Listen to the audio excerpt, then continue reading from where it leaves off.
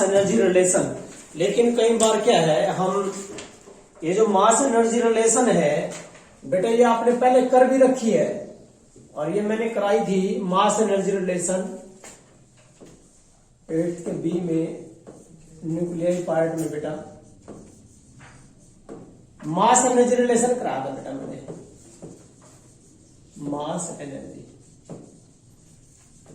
Relation. और मास energy relation किसने दी थी बेटा? आइंस्टीन ने दी थी कि मास कन्वर्ट होती है एनर्जी में, एनर्जी कन्वर्ट होती है मास में। और वह रिलेशन क्या थी बेटा? E इज इक्वल टू क्या था? mc²।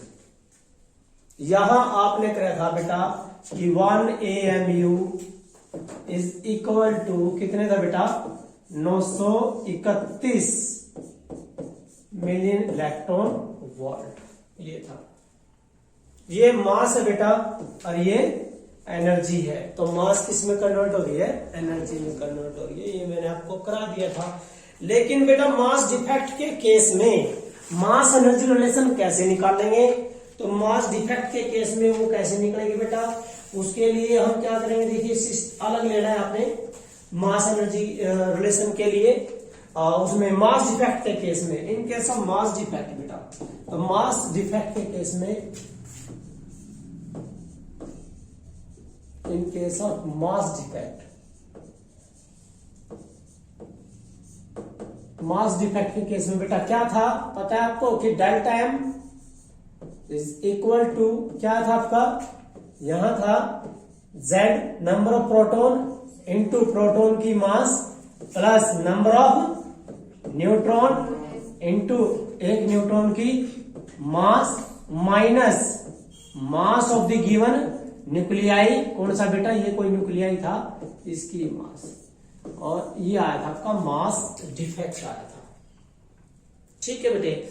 अब ये कहता है कि हम जो है बेटा यहां आइंस्टीन की वही मास एनर्जी रिलेशन यूज करेंगे। वी हैव यूज कौन सी बेटा? Mass energy equivalence relation, mass energy equivalence. तो वो क्या थी बेटा? वो थी कि जो एनर्जी है, यह जो एनर्जी है बेटा, इस एनर्जी का नाम है बाइंडिंग एनर्जी। क्या नाम बेटा? Binding energy. This energy the binding energy is equal to delta M into c²। Equation 1। Delta M क्या बेटा? मास डिफेक्ट है। c क्या बेटा? Velocity of light in vacuum. सबको पता है velocity of light in vacuum है। तो अब ये क्या कहता है बेटा? ये कहता है कि हम कोई भी हम क्या लेते हैं, यदि मास ऑफ एटम, कोई भी एटम है जो कंटेन्स करे बेटा जो है, हम क्योंकि एटम की मास में तो क्या होता है बेटा आप सभी ने पता भाई, ये एटम है। एटम के केस में तो यहां तो क्या बेटा? न्यूक्लियस, प्रोटॉन और न्यूट्रॉन और इलेक्ट्रॉन यहां रिवॉल्व करते हैं। किस केस में बेटा? In case of atom, in case of atom, atom के केस में। तो क्या होगा? Mass of proton plus mass of neutron और plus mass of electron, plus mass of electron. तो हम क्या लेते हैं बेटा? Mass of the atom. किसके? कौन सा न्यूक्लियाई है बेटा? ये कोई न्यूक्लियाई है, ये इसके एटम की जो मास है वो देखिए बेटा, mass of the atom of this nuclei, इस न्यूक्लियाई के एटम की जो मास है बेटा किसके बराबर पाओगी? मास of proton plus mass of proton plus mass of neutron. या फिर आप ये क्या दो बेटा, एक तरह से ये क्या है? Nucleus, mass of nucleus plus mass of electron. तो ये आप कह सकते हो बेटा कि मास ऑफ न्यूक्लियस किसके? इस न्यूक्लियाई के प्लस मास ऑफ इलेक्ट्रॉन। लेकिन बेटा इलेक्ट्रॉन कितने हैं? Z।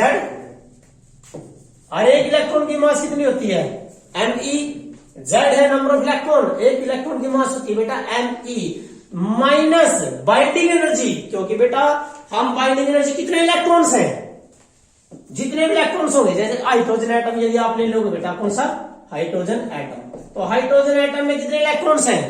एक इलेक्ट्रॉन है। तो क्या आएगा? Binding energy of 1 electron. यदि हम हाइड्रोजन, हम यहां बात करते हैं बेटा, ये आएगा binding energy of Z electron, binding energy of Z electron by C square, by C square.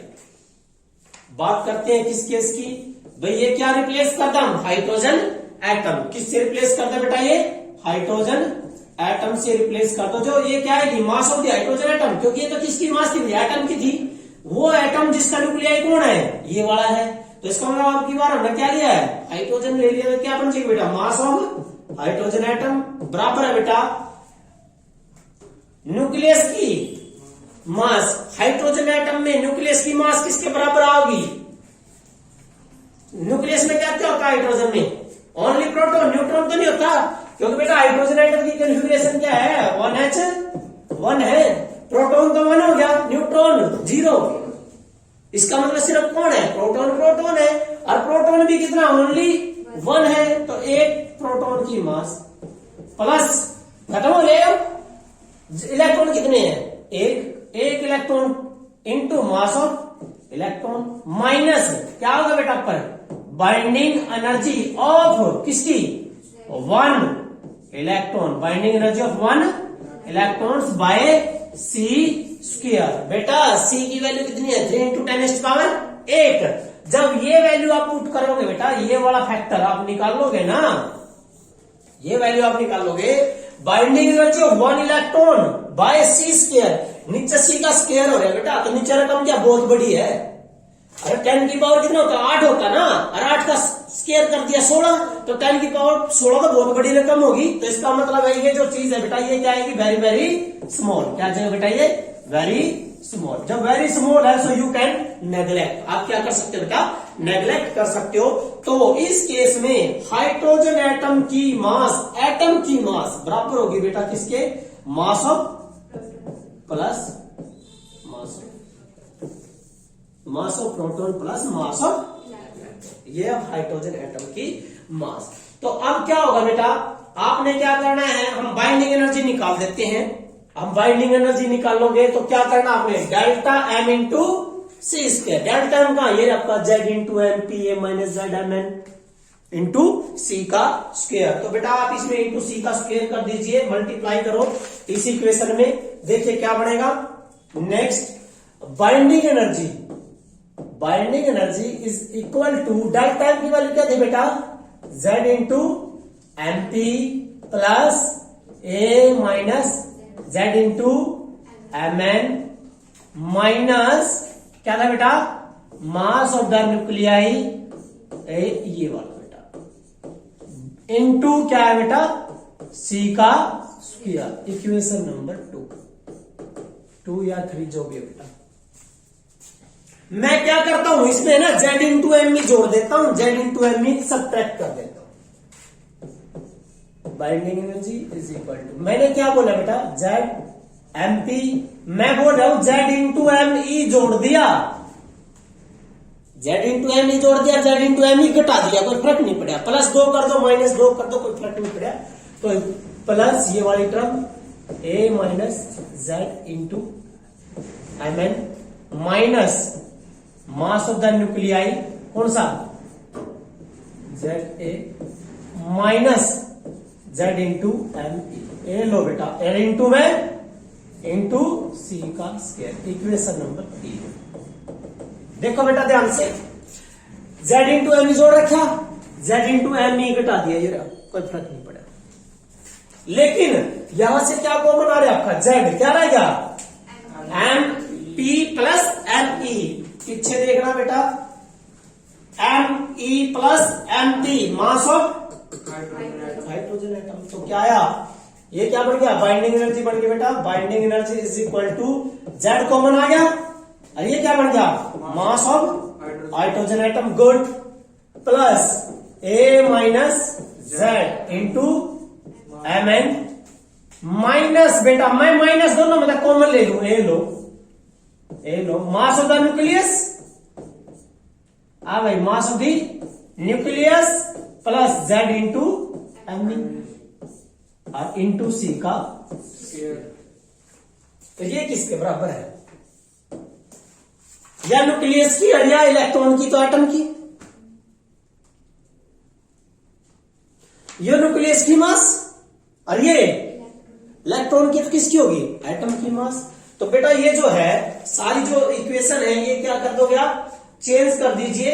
ये कौन से एटम की है बेटा? ये इस एटम की है, जिसका न्यूक्लियाई कौन है? ये है, जिसका न्यूक्लियाई ये है, इसकी मास। तो क्या बन गया?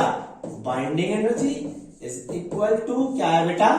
Z into mass of hydrogen atom plus A minus Z into mass of neutron. आगे क्या बन गया? Mass of atom. कौन सा एटम? जिसका न्यूक्लियाई ये वाला बेटा, into C square into C square. तो यार that is the binding energy. ये बाइंडिंग एनर्जी आ जाएगा, that is the binding energy. हाँ ये तो Z तो ऊपर वाले का बेटा।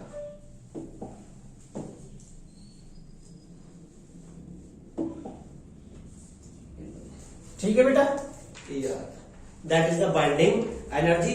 तो ये बाइंडिंग एनर्जी आएगी बेटा। अब है ना ये हमें न्यूमेरिकल में, आपका तो ये एक्सप्रेशन है, न्यूमेरिकल में तो सीधा यूज करना। सिर्फ बाइंडिंग एनर्जी निकालने के लिए आपने क्या करना बेटा? सुनो ध्यान से। बाइंडिंग एनर्जी का डेफिनेशन क्या है? क्या डेफिनेशन लिखो बेटा?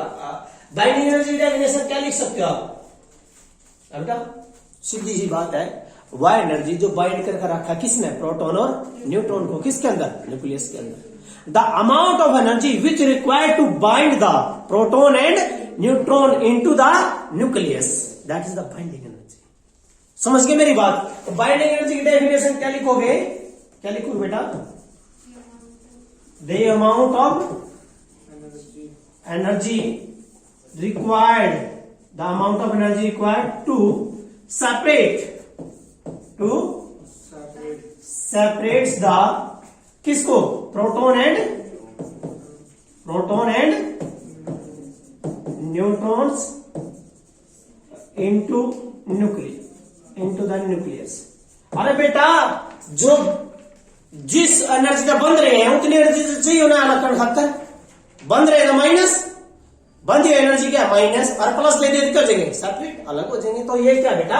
The amount of energy required to separate the proton and neutron into the nucleus, that is called binding energy. और बेटा कुछ नहीं करना है, बाइंडिंग एनर्जी काटने के लिए सिर्फ और सिर्फ आपने क्या काटना है? Delta M. प्लीज याद रखिए, क्या निकालना बेटा? डेल्टा एम निकाल देना है बस। और डेल्टा एम निकाल दी सार, इसको मल्टीप्लाई कर दो 931 से, और क्या यूनिट लग जाएगी? Million electron volt, that is the binding energy. Binding energy काटनी है तो क्या करना? Delta M. और डेल्टा एम का तरीका बेटा वही पिछले वाला, मास डिफेक्ट काटना। क्या था formula? Z mass of proton, number of proton, mass of proton माइन plus A minus Z mass of एक neutron minus given mass of the nuclei. बेटा कौन सा न्यूक्लियाई? ये वाला कोई भी था इसकी। ये क्या निकल जाएगा बेटा यहाँ से? Delta M. डेल्टा एम में क्या है? किसका गुणा कर दोगे? 931 से। क्यों करा? क्योंकि बेटा इसका रीजन है, मैंने आपको बताया था कि जो डेल्टा एम की जो यूनिट है वो क्या आएगी? AMU आएगा। और 1 AMU की वैल्यू हमें पता कितना? 931 मिलियन इलेक्ट्रॉन वोल्ट है, इसलिए। समझ गए?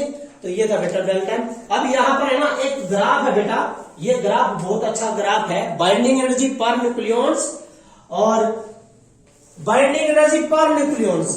क्या बेटा? ये बाइंडिंग एनर्जी पर का मीनिंग क्या होता है? नीचे क्या आएगा? न्यूक्लियॉन्स। न्यूक्लियॉन्स क्या होता है बेटा? तो बाइंडिंग एनर्जी पर न्यूक्लियॉन्स, और किसके साथ है बेटा? ये मास नंबर के साथ, versus mass number and mass number is a, इसके साथ है बेटा। तो ये ग्राफ है बेटा, इंपॉर्टेंट है। देखिए क्या ग्राफ है, तो ये है बेटा, ये ग्राफ है। तो क्या होगा? बाइंडिंग एनर्जी की सबसे ज्यादा जो मैक्सिमम वैल्यू है वो है बेटा 8.8, और वो आयरन के लिए है 56, आयरन के लिए है। क्या होता है जो सबसे कम? देखो ये क्या बेटा? Mass number. क्या ये मास नंबर? जो यहाँ है उनके मास नंबर कम है ना, हाइड्रोजन प्रोटॉन, ये वाले तो कम है। लाइट वाले यहाँ होंगे हल्के, और बाहरी इस साइड आओगे। तो इसका मतलब बेटा जो 56 है जहां आयरन का एटॉमिक नंबर कितना है बेटा? हाँ 26 और मास नंबर 56। ठीक है, तो ये कितना है 26। इसके ऊपर या मैक्सिमम वैल्यू है बेटा, यहां आता तो देखो बाइंडिंग एनर्जी ऐसे, या मैक्सिमम वैल्यू लेते हैं हम, कितनी है बेटा 8.8। कितनी है 8.8, समझ गए? 8.8 यूनिट क्या पड़ेगी? 8.8 मिलियन इलेक्ट्रॉन वोल्ट पर न्यूक्लियॉन्स। ये ऐसे चलती है बेटा, ऐसे यहां से इस तरह बिल्कुल कम होती है बाइंडिंग एनर्जी पर न्यूक्लियॉन्स। यहां हाइड्रोजन है, मान लो हाइड्रोजन कुछ भी है, हाइड्रोजन के न्यूक्लियाई ये वाले यहां ऐसे, तो यहां से चलेगी बाइंडिंग एनर्जी पर न्यूक्लियॉन्स थोड़ा थोड़ा इस तरह। ये